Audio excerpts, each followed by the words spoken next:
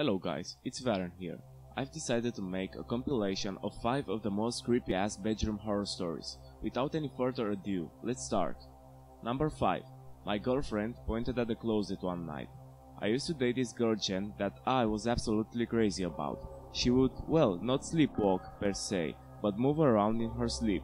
Sometimes she would sit up and lay back down, run in place or even dance. Most of the time it's really funny, but something happened the other night that wasn't funny. I'm not sure I'll ever get over it. We broke up the morning after it happened. She cried and didn't understand why I was suddenly leaving after 3 years of happiness. I could never tell her the truth. Here's the story. Forgive me for keeping this short, but talking about it makes me sick. One night, out of nowhere, my girlfriend woke up terrified and started pointing to our dark closet.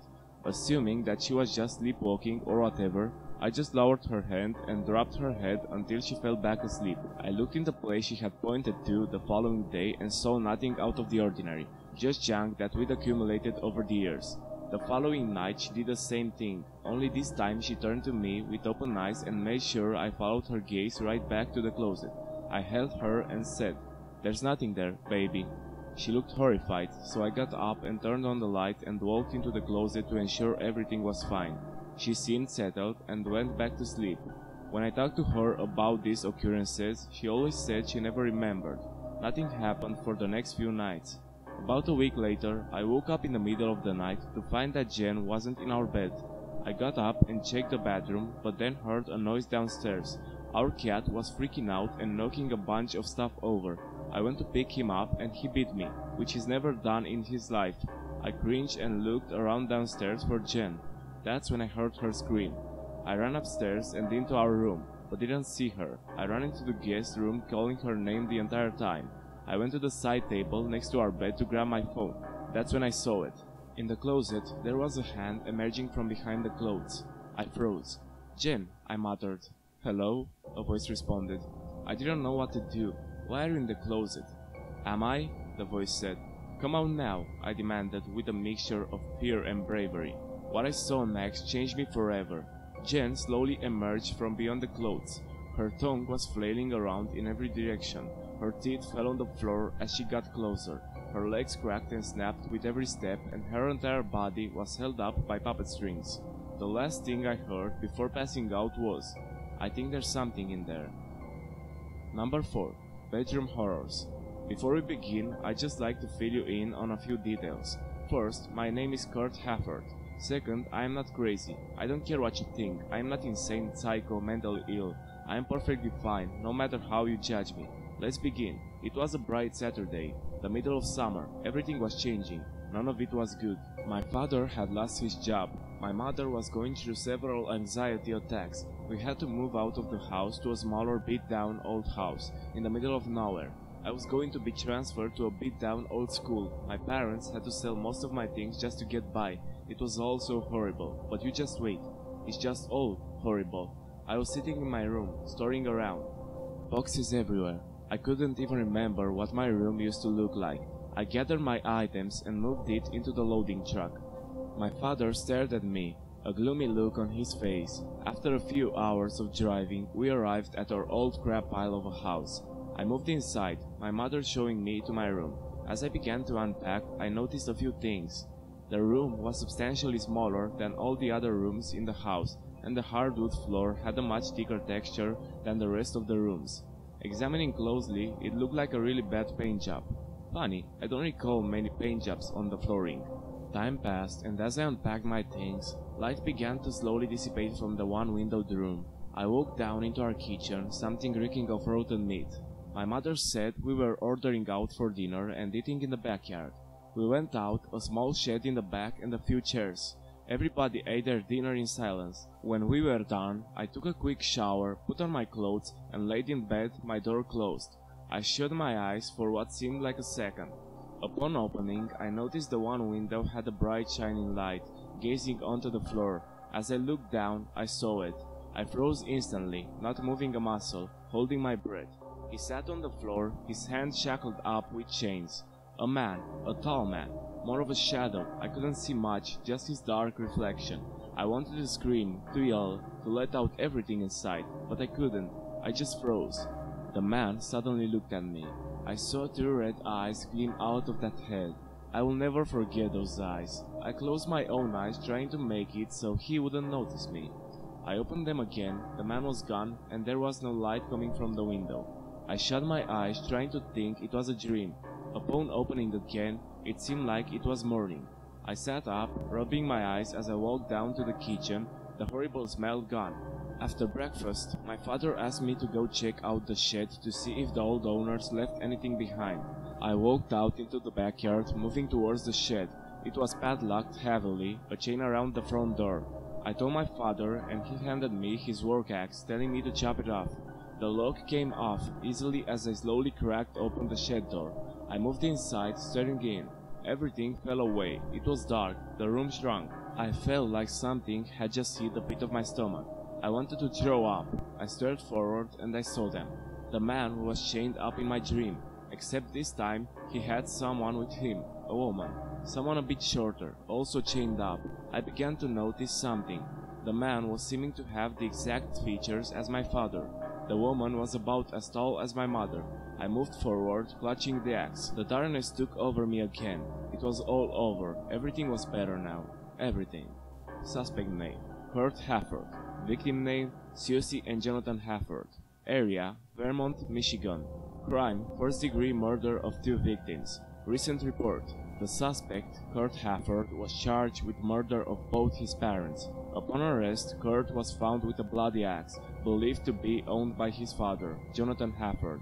Kurt was found to have a past record of mental instability, severe nightmares, and was prescribed 30 doses of ibuprofen daily. Kurt was admitted to a mental ward, sentenced for life. Kurt's room was searched and several bloody chains were found. Other victims could not be found upon searching. Number 3. The frozen lady on my bed. This really did happen to me, and although I am not haunted by the memory, it still freaks me out and I'm pretty much out of rational explanations. I don't know if this is going to be freaky to any of you, but I can tell you that my irrational paranoia of the dark worsened after this. So, as a kid, I was always afraid of the dark and I still am. However, it was a pretty insane fear when I was younger. I didn't really believe in ghosts or whatever they're correctly called, and I still am skeptical now, but this one prominent incident has made my perspective change from on the fence to experienced. I was 8 years old, and every night was a struggle for me to go to sleep. I would get scared of every little noise, and if I was fast asleep, I would wake up from every little noise too. I used to have a single bed that always was placed directly in front of my door, which I always leave open when I sleep. I remember waking up in the middle of the night and just sitting upright with my legs still stretched out though, and dropping my eyes. Obviously, my room was pitch black and I couldn't see anything. However, this time I did see something. After rubbing my eyes, I was surprised to find what I automatically assumed was my mother sitting at the end of my bed. The reason why I assumed it was my mother was because it had the same curly hair, wore the same type of pajamas that my mother would wear, and wore glasses, like my mother always did. However, she looked extremely pale, and more like the color of a corpse you'd find in an ocean. She was not facing me, but I could see her side portrait as she was sitting extremely still and silent and facing another wall. Obviously, I had no clue why she was just sitting at the end of my bed in the first place. Being the considerate child I was, I asked her what was wrong. She did not blink once, and she did not move at all. She was still facing the other wall, and I immediately got a bit heated as I thought my own mother was ignoring me. So I asked her the same thing and got the same response. I reached out to her thigh and tapped it, trying to get her to face me, and at the same time I touched my mother. I asked her again what was wrong, but I received a response I did not expect. As soon as I touched her, she whipped her head around me extremely fast and faced me with wide eyes and stared at me with her mouth gaping. Then she started screaming while jumping off the bed and pulled my arms off of her. I obviously screamed from instinct and tried to bring the covers over my body to protect myself. I then heard footsteps from the hallway and faced the door in my room, and the lights turned on, and it was my mother with a scared face, and she asked me worriedly why I was screaming and what was wrong. I just sat there, shocked. I looked around my entire room, and that thing that I thought was my own mother wasn't there. I told my actual mother that it was nothing and tried to get back to sleep, but I obviously couldn't. Many years later, my mother and her sister were looking through old photos of their lives and I decided to sit with them. The house that I lived in when that incident happened has been there long before I was born, and my mother had in fact grown up living next door to it while it was being built, and she wasn't the first owner. My mother was telling me about the times when this house was being built and who the first people who lived in it were.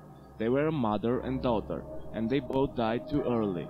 The mother died of cancer and the daughter died in her young adult years from a drug overdose. My mother then showed me a photo of the daughter. Her name was Rachel, and I remember a terrible feeling forming in my stomach. I took the photo from my mother's hands and looked at it more closely. Curly hair, glasses, but this time she wasn't in pajamas, but in casual clothes. It was her, the woman that was on my bed. It looked exactly like her, and that incident that happened when I was 8 will always make me remember her face. I don't know how Rachel, if it even was her, got into my room that night, or if I even fully believe that it was a spirit or anything. But someone was there, whether human or not. I saw her, felt her, and heard her, and I will not believe that it was my imagination. Number 2. Bunk bed. No one will come for you. That's what he said every night as I lay entombed in the fears I had long ago resigned myself to. My brother loves to torment me. He always has. He's always taken great pleasure in my fear and misery. His idea of fun. When I was 3 years old, I vividly remember every night, at around 9 o'clock, my mother would tell me it was time for bed. She would tuck me into the bottom bunk of an old steel, self-assembled bunk bed. She would kiss my forehead before saying goodnight, turning the light off and leaving the room, closing the door tight. As I lay staring at the dim light of the room, taking in the various silhouettes of the furniture, I would hear the springs of the top bunk creak and give. I would close my eyes and silently cry, knowing my brother's cruel game was about to begin. Every night was the same, and my brother would growl at me in his malevolent croak about all the pain and misery awaiting for me. "No one will come for you," he would begin. "No one will save you when I take you down to the other place." I would lie there, my body cocooned in the catatonic terror, only able to silently weep and listen as my brother would describe the various tortures he had thought up for me, like breaking all my bones one by one so slowly that, by the slow deliberate snap of my last rib, my fingers would have already somewhat healed, allowing him to start again and again, forever. He would tell me that one day he would deliver on his threats, but for now it was more fun to just tell me what he had in store. My brother loves to torment me. So yeah, this was my childhood up until I turned 7. My father decided that it was time to get rid of the bunk beds. He had bought them when my mother was pregnant. We live in a small flat in London, not a lot of room at all. So when my mother told my father she was expecting twins, my brother and I, my mother says he was so insane with joy, like a hyperactive child on Christmas Eve. He went out to the bed store that day and bought that then steel bunk bed, saying it was the perfect solution for our lack of room, even though he knew the bunk bed wouldn't be used until we were at least 2.5 years old. He had our bedroom fully decorated and furnished, complete with bunk bed 2 months before we were born. I say we. Sadly, my brother died whilst my mother was giving birth, so I should say before I was born. I don't know much about what happened exactly. I'm very hesitant to ask my parents, as the mention of the subject sends the two into tears, and well, it's just not spoken about in our home. I can't believe how well I still remember those days. I'm 27 now. I've got my own little flat, an okay job, and a beautiful collection of sleeping pills. I'm taking a whole bottle tonight. I'm going to finally sleep tonight. He's not going to keep me awake tonight. Oh God, I miss that bunk bed. At least when he had the top bunk, I couldn't see him. My brother loves to torment me. Number 1. What do you like about playing under the bed? It all started when I was about 8 or 9 years old. Actually, I guess it may have been earlier, but that's around the first memory I have of it. See, I have had sleep paralysis as long as I can remember, although it is rare now that I am an adult. Most people that I've told about this have assumed I'm just scared of the dark, or have bad nightmares, but that's not it. Although I am, and I do. I have always had very vivid dreams. When I was dreaming, I was there. I could see, smell, hear and feel. I was also a very adept lucid dreamer, having the choice to affect my dreams at will. That didn't work okay on nightmares though, and I often had nightmares before these episodes, horribly vivid nightmares, almost every night. Dreams of falling, fire, death, being alone in empty space, but mostly monsters, and those were the worst. Some of them were your classic 80s slasher film icons, Jason, Freddy, etc. I think my mom let me watch those movies a little too young, along with reading Stephen King, but she is still my hero. Those usually involved running and hiding while being in a strange place, usually creepy abandoned buildings or out in the woods. The monsters that didn't come from movies were way worse though. Dreams come from your subconscious supposedly, so I guess somehow my mind created them, although as a child it seemed like they were from the depths of hell. Twisted, grotesque things, sometimes vaguely resembling a human form with missing limbs or too many, hideous faces with skin missing or eyes hanging out of sockets. Some of them were not human at all, however. Giant creatures with wings and razor-sharp claws and teeth, black shadows with red eyes that would just stand in a corner and watch me while I went about mundane tasks like homework or watching TV. Sometimes I would wake up before they got me, not always. People say you're not supposed to die in dreams, but I have, many times. I have fallen and hit the ground. I've burned up in fire, been stabbed and sliced. I've even had a dream where I was at a funeral that turned out to be mine. I didn't go back to sleep that night. Well, I'm not really scared of the dark per se, or even scared of the nightmares. I am afraid of waking up in the dark. Let me explain what a typical night was for me when I was younger, and maybe you can start to understand. I would fall asleep in my bedroom with the TV on, mostly for light. Sound would just be loud enough to make out what they were saying. Sometimes I would fall asleep on the couch with light and sound coming from my parents' room before I had a TV in my own room. Then the dream would start, the worst one ever, which I had often. I don't know how rare recurring dreams are, but I feel I got more than my fair share. Would start with me waking up in my own bed. I would be viewing as though from my own eyes rather than the third person, as a lot of dreams were. I would look over at my alarm clock and it would say 3:33 a.m. always. Then the fear would start. I knew what was coming, but powerless to prevent it. I would slowly place my feet on the floor and stand up while stretching and yawning. I start to head for the bathroom, not sure how I know the bathroom was my destination as I never made it there, and I would trip on something. I crash on the floor, hitting my nightstand, causing my alarm clock to fall on my head and bounce to the floor. So I'm lying there, cursing myself and looking under my bed. There is nothing there, and I mean nothing. The meager light in my room should penetrate at least a few inches into the darkness, but it's like a wall of black shadow, an empty void, and I freeze with fear. Suddenly, two small blue orbs of fire appear, directly eye level with me, the eyes of some unknown being staring into my soul. Its breath was the worst part. I would see it and smell it at the same time. I only know it was breathing because it came out in a fog, like when you are outside in winter, only it wasn't cold in my room, and the breath upon my face was cold enough to chill me to the bone. And the stench, ugh! It was as though someone took dead animal carcasses and dirty diapers and laid them on fire with 1,000 matches like sulfur, burnt hair and shit. My mind would be screaming, run, hide, but my body is frozen. I am hyper-aware, I can feel every muscle in my body tense up in preparation, but nothing happens. Then it grabs me. I see nothing, no limbs of any sort, but I am being dragged under the bed. Then I am in total blackness. I can feel its disgusting breath on my neck and hear my heartbeat, but my sense of sight has totally abandoned me. I don't feel arms around me specifically, but I am being held there. It feels like someone has wrapped a blanket made of flesh around me, but it is stronger than I am and holds me completely still. Then I feel its tongue slowly leak from my neck to my ear, as though tasting my fear. In a voice I can only describe as broken glass soaking in blood, gravely and grating, but wet, it whispers, "What do you like about playing under the bed?" That's when I snap out of it. I struggle and fight, swinging my elbows and kicking my legs as hard as I can, eventually losing the creature's grip, and I would wake up. Here's where the real fun begins. I would be completely frozen, sometimes to the point where I could not even open my eyes. Sometimes that would be all, just frozen for a minute or two, then I would snap out of it. I'm getting a little freaked out even writing about it. The memories are vivid as it comes out.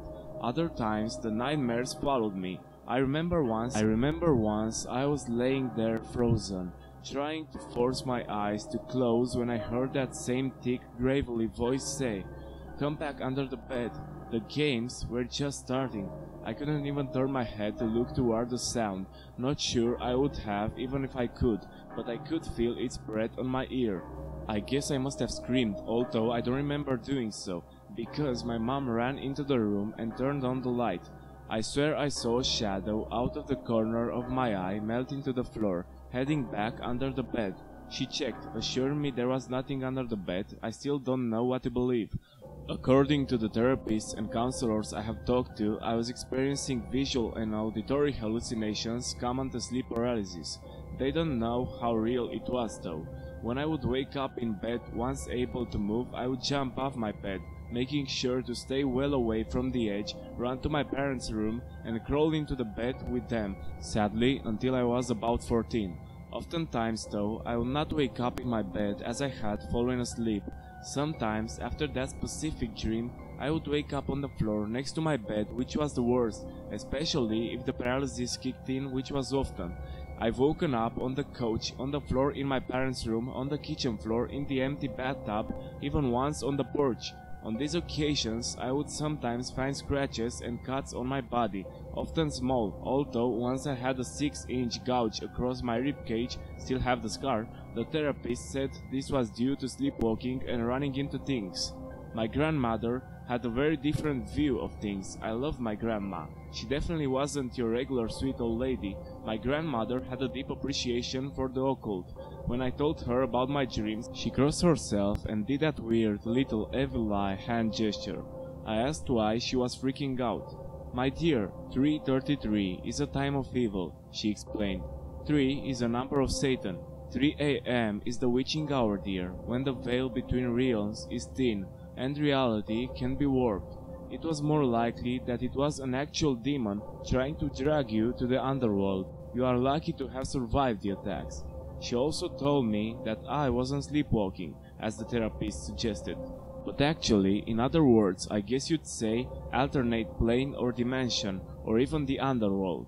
We always thought she was a little crazy. Now I'm not so sure. I wish she was still alive to help my family.